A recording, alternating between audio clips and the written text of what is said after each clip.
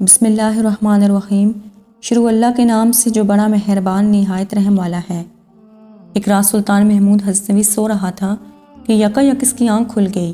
پھر لاکھ چاہا کہ دوبارہ نیند آ جائے، مگر نیند کوسوں دور نکل چکی تھی۔ بستر پر تڑپتا اور کروٹیں بدلتا رہا۔ جب کسی طرح آنکھ نہ لگی تو خدا ترس بادشاہ کو خیال آیا کہ شاید کوئی مظلوم فریاد لایا ہے یا کوئی فقیر بھوکا آیا ہے، اس لیے نیند چٹ گئی ہے۔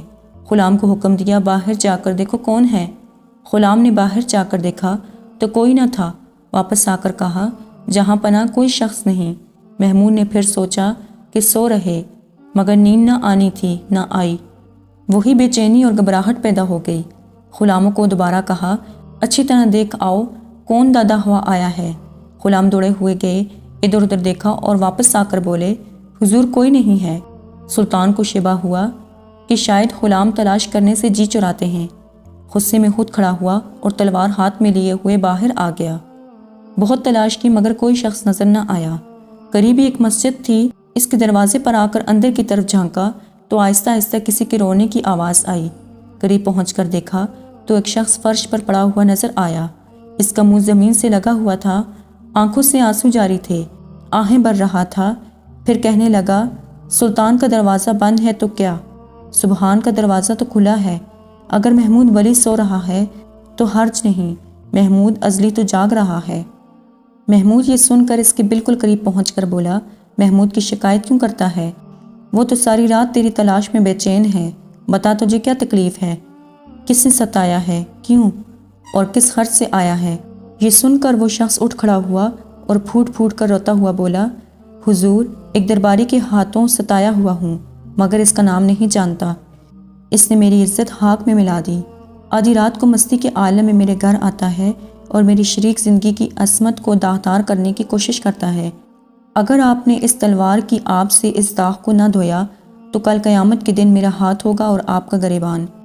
یہ سن کر محمود کو مذہبی اور شاہی حمیت کے جوش سے پسینہ آ گیا۔ غصے سے کانپتی ہوئی آواز میں بولا، بتا کیا اس وقت بھی وہ ملعون وہیں ہوگا؟ اس شخص نے جواب دیا، اب تو بہت رات ہو چکی ہے، شاید چلا گیا ہو، لیکن مجھے ڈر ہے کہ وہ پھر آئے گا۔ سلطان نے کہا، اچھا اس وقت تو جاؤ، مگر جس روز جس وقت وہ آئے تو مجھے اطلاع کر دو۔ اس شخص نے سلطان کو دعا دی اور رخصت ہو کر چلا ہی تھا کہ سلطان نے ٹہلنے کا حکم دیا اور پہرے داروں سے کہا، دیکھو یہ جس وقت بھی آئے، ہوا میں سوتا ہوں یا جاگتا ہوں، اس کو فوراً مجھ تک پہنچا دو۔ اتنا کہہ کر محمود اندر آیا اور وہ شخص اپنے گھر چلا گیا۔ تیسری رات وہ شخص شاہی محل سرا کے دروازے پر پہنچا۔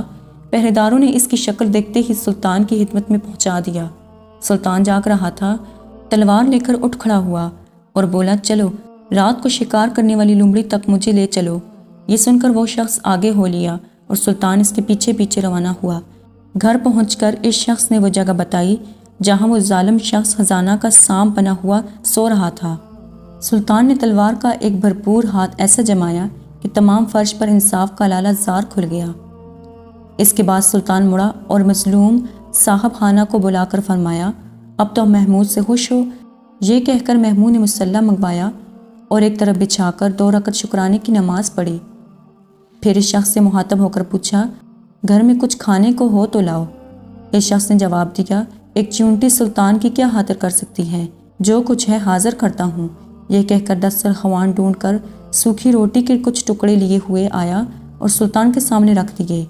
سلطان نے اس رغبت اور شوق سے یہ ٹکڑے کھائے کہ شاید عمر بھر میں کوئی لذیذ غذا اس طرح نہ کھائی ہوگی۔ کھانے سے فارغ ہو کر سلطان نے اس شخص سے کہا، معاف کرنا، میں نے تمہیں کھانے کے لیے تکلیف دی، لیکن سنو، بات یہ ہے کہ جس روز تم ملے اور اپنا دھڑا سنایا، اس وقت میں نے قسم کھائی تھی کہ جب تک اس خبیث کے سر کو اس کے شانی سے جدا کر کے تمہارے گھر کو پاک نہ کر دوں گا، رزق کو حرام سمجھوں گا۔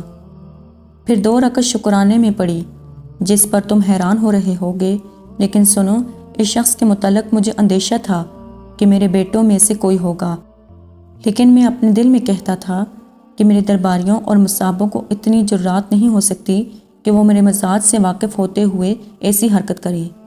میں جس قدر زیادہ سوچتا گیا، اسی قدر میرا یقین بڑھتا گیا۔ اتنی بڑی گستاخی کی ہمت بادشاہ کی اولاد کو ہو سکتی ہے، کیونکہ یہ عام طور پر غرور کے نشے میں مست رہتے ہیں۔ چنانچہ میں تمہارے ساتھ یہاں اپنے کسی فرزند کو قتل کرنے کے ارادے سے یہاں آیا تھا۔ جب میں نے صورت دیکھی تو معلوم ہوا کہ یہ میرا فرزند نہیں، کوئی غیر شخص ہے، اس لیے میں نے خدا کا شکر ادا کیا۔ جزاک اللہ۔ امید کرتی ہوں کہ آپ کو آج کی ویڈیو پسند آئی ہوگی۔ مزید اسی طرح کی ویڈیوز دیکھنے کے لیے ہمارے چینل کو سبسکرائب کریں۔ خدا حافظ۔